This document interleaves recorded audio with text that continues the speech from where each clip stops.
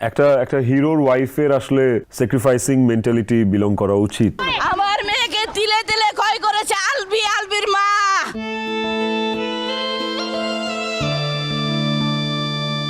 ছোট পর্দার পরিচিত অভিনেতা জাহিদ আলভির স্ত্রী আফরা ইবনাত খান ইকরার আকস্মিক মৃত্যুতে শোক ও প্রশ্নের সরব বিনোদন অঙ্গন।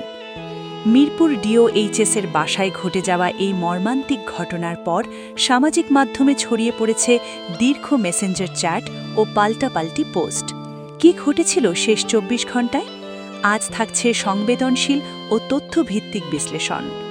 ঘটনার আগের রাতেই ফেসবুকে স্বামী স্ত্রীর কথোপকথন প্রকাশ্যে আসে। আলভির একটি স্ট্যাটাস, ভুল করলে মাফ মেলে কিন্তু মুক্তি মেলে না। এর নিচে ইকরার পাল্টা মন্তব্য পরিস্থিতিকে আলোচনায় আনে। কয়েক ঘণ্টা পর ইকরা নিজের একটি ছবি পোস্ট করে লেখেন, কারো জীবনের ক্ষতি করে নিজের সামান্য কষ্টে কান্না, এ এক তীব্র পরিহাস। এই প্রকাশ্য মানসিক দূরত্বের পরদিনই আসে মৃত্যুর খবর। ঘটনাক্রম স্বাভাবিকভাবেই প্রশ্ন তুলেছে, এ কি শুধুই ব্যক্তিগত টানাপোড়েন নাকি আরও কিছু?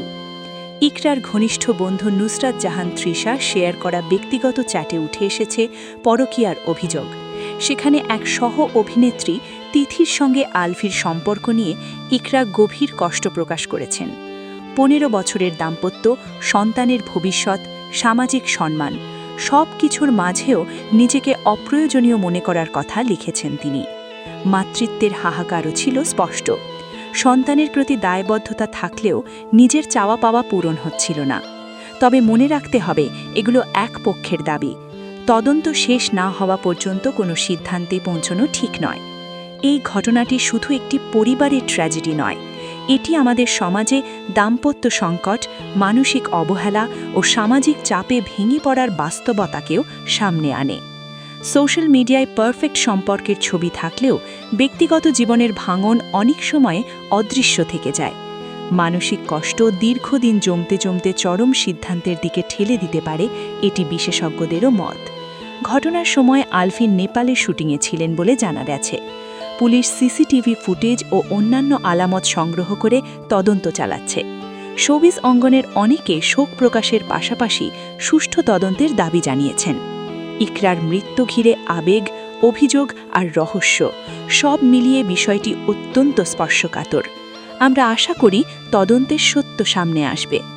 আপনি বা আপনার পরিচিত কেউ যদি মানসিক চাপে থাকেন, দয়া করে নীরব থাকবেন না।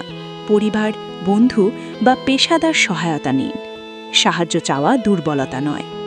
সংবেদনশীল এই বিষয়ে মতামত জানাতে পারেন, তবে অনুগ্রহ করে সম্মানজনক ভাষা ব্যবহার করুন।